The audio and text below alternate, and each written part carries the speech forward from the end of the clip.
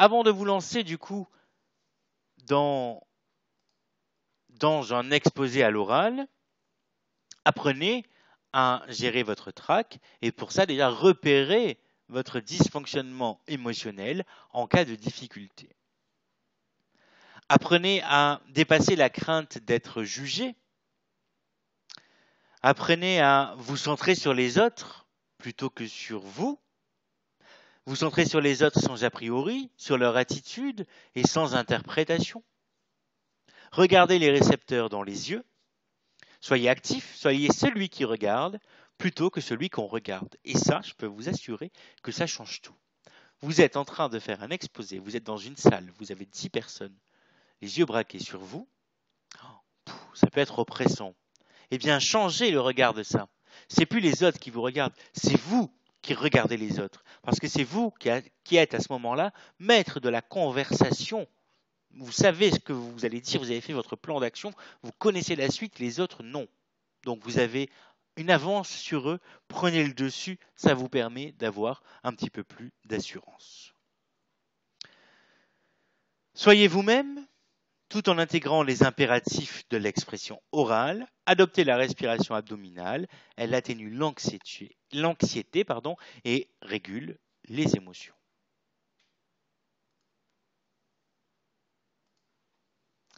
Ça nous permet de faire la transition et maintenant d'aborder l'aspect de la relation avec l'auditoire. Capter l'attention de l'auditoire pour rendre actif et impliqué. Les moyens sont la voix, le regard, les exemples, l'appel à expérience personnelle ou expérience rapportée, vécue ou expérience des auditeurs. Parler en anecdote, parler aussi en images. Les images verbales illustrent un moment du discours ou les images visuelles comme les diapos, les transparents ou les vidéos. N'oubliez pas les mots chocs, mots essentiels, mots chargés d'affectivité qui vont retenir et impliquer l'auditeur. N'oubliez pas, je vais y arriver, l'humour accessible à tous qui vous permet de sortir d'un moment délicat ou difficile.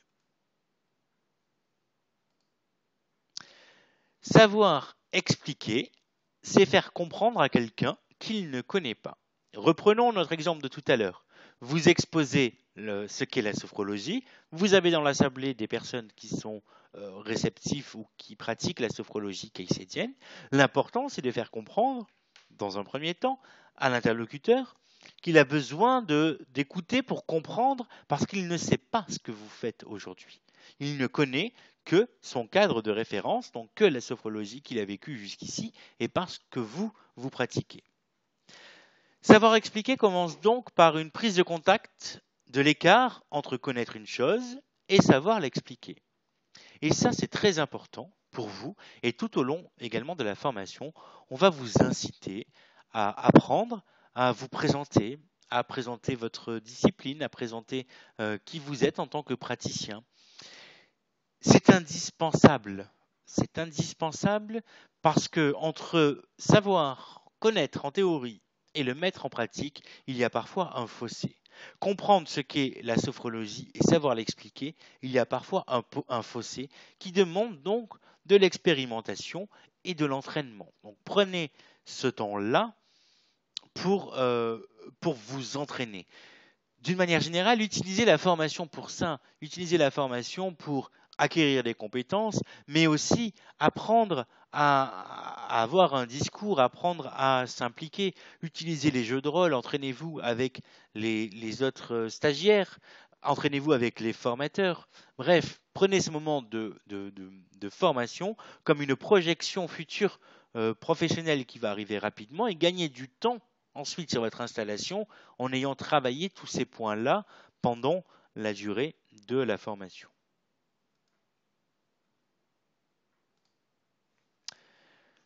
Savoir convaincre. Pour cela, élaborer un plan clair, 2-3 idées clés qui doivent vraiment ressortir. Préparer et placer vos arguments en fonction de l'objectif. Utilisez les images, utilisez des exemples, soyez bref, restez calme et anticipez les objections. Écoutez et acceptez vos contradicteurs et adaptez-vous à la logique de l'autre. C'est pas l'autre qui va s'adapter à vous à ce moment-là. Vraiment, adaptez-vous à l'autre. Ça va permettre de désamorcer un petit peu les situations qui peuvent être compliquées. Et d'ailleurs, on va le voir maintenant avec des mots qui changent tout. Les mots que vous utilisez peuvent soit favoriser la communication, soit au contraire déclencher le conflit. Donc il convient de vraiment savoir utiliser les bons mots, et ce n'est pas forcément des mots, en fait, c'est l'expression. Utilisez le je plutôt que vous. Un exemple, vous avez tort. Vous avez tort, c'est accusateur. Par contre, je ne suis pas d'accord avec vous, eh bien, ça change. La formulation est vraiment importante. C'est plus toi, interlocuteur, qui as tort, c'est moi qui ne suis pas d'accord avec ce que tu dis. Vous m'embrouillez. Eh bien, préférez plutôt le je ne sais plus où j'en suis. Oh, arrête, c'est vraiment pénible. Eh bien, préférez plutôt je suis fatigué. Ça va avoir le même effet, mais sans s'enfermer dans la problématique, en ouvrant le champ des possibles. Restez impersonnel. Vous vous êtes trompé. Bon, encore une fois, accusateur. Il y a certaines choses que nous avons besoin de revoir ensemble. Et ça change tout. Il y a une ouverture. Attention, ne dites pas quel est votre problème, mais plutôt que se passe-t-il? Résultat va être le même. On va ouvrir la discussion, sauf qu'on n'est pas focalisé sur un problème, mais sur la solution. Et ça change tout. Et on revient, on va faire le lien avec le coaching ou la sophrologie, où l'objectif n'est pas le problème, n'est pas ce qu'on ne veut plus, mais c'est ce qu'on veut. Utilisez plutôt des mots neutres. Vous ne faites jamais comme il faut. Dites plutôt, préférez dire, ceci est souvent fait de façon incorrecte. Entre jamais et souvent, il y a une nuance de poids. Par exemple, vous payez toujours en retard. Eh bien, ça peut se transformer en formulation positive, en les paiements s'effectuent souvent en retard. Qu'est-ce qui change? Eh bien, vous payez en retard ou les paiements s'effectuent souvent en retard. C'est plus vous qui êtes en cause, c'est le paiement. Donc en bref, ne mettez pas la personne en cause, mais remettez en cause éventuellement son action. C'est l'action sur laquelle on n'est pas d'accord, c'est sur l'action qu'on porte un jugement, mais pas sur la personne. Et utilisez plutôt des conseils que des ordres. Évitez les devez, vous auriez dû, et transformez ça en s'il vous plaît, pourriez-vous? Nous voulons que. Ça ouvre beaucoup plus la communication et c'est moins enfermant.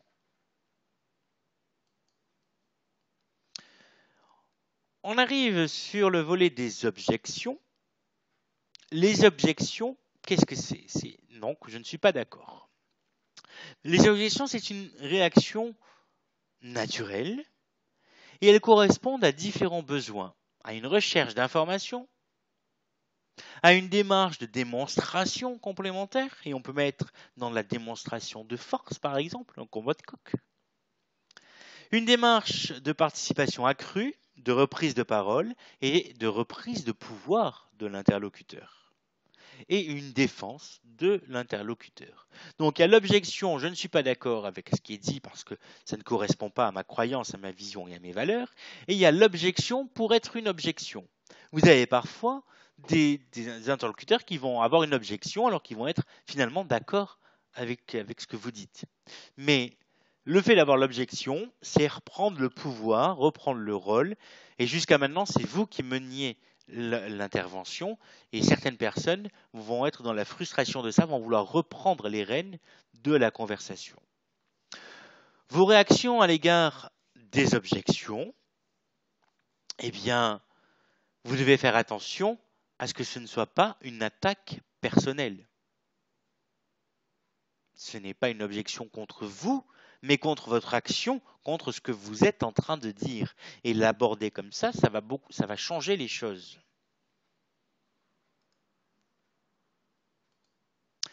Quelle attitude avoir donc face aux objections, décidément j'ai du mal avec ce mot. Eh bien, vous devez admettre l'objection de l'interlocuteur. D'accord, j'admets. Je montre de l'intérêt, je reformule pour m'assurer de la compréhension, montrer à l'autre qu'émettre une objection est légitime, il a le droit de le faire. Formuler les raisons éventuelles profondes de votre argumentaire ou de son argumentaire. Mais avant ça, vous allez demander l'autorisation de répondre. Vous avez une objection pour être une objection, point. OK. Vous avez l'objection qui va relancer le débat, mais demandez à l'autre s'il est prêt ou s'il a envie de ça. Et ensuite, soyez dans l'action. Répondez en dissipant le malentendu et pour cela, argumentez. Donc le conseil qu'on peut vous donner dans ce moment-là, c'est préparer à l'avance les réponses convaincantes aux objections les plus courantes, celles que vous allez rencontrer le plus souvent. Enfin, on va conclure avec les auxiliaires de la prise de parole. Donc ça va être les supports que vous allez utiliser. 3 questions à se poser. Pourquoi un visuel ? Quel est mon objectif en mettant un visuel et quelle est l'idée clé? Sa fonction, c'est un outil de communication. Il ne remplace cependant pas l'émetteur. Il nécessite une explication. Bien entendu, il doit être en accord avec le message transmis. Il doit être lisible, court, simple. Utilisez de préférence des gros caractères. Mettez un titre. Utilisez des codes graphiques et des couleurs harmonieuses, mais sans excès pour pas noyer l'interlocuteur. Ne gardez que des mots essentiels et utilisez des schémas plutôt que les tableaux qui sont plus difficiles à lire pour l'interlocuteur. On va dire qu'on va utiliser en moyenne 6 à 8 visuels par 10 minutes d'exposé. On va introduire ce visuel oralement. Il peut parfois nécessiter qu'il soit montré avec la main, avec une pointe. Et dans tous les cas, que vous ayez un visuel ou pas, vous positionnez-vous toujours face au groupe pour avoir tout le monde dans votre champ visuel. Est-il indispensable d'avoir un visuel ? Je vous répondrai que non. Quand choisir d'avoir un visuel ou pas, il y a plusieurs paramètres. Déjà, l'accessibilité. Est-ce que ça va être facile techniquement de l'installer? Et ensuite, la question à se poser, c'est vous, en avez-vous besoin? Je vais prendre mon exemple. Quand je fais des interventions orales, des présentations ou des séminaires, je n'utilise jamais de visuel. Pourquoi? Parce que le risque pour moi, c'est de m'enfermer sur le visuel et de perdre la connexion avec l'assemblée et du coup d'être en totale déconnexion et uniquement avec mon visuel.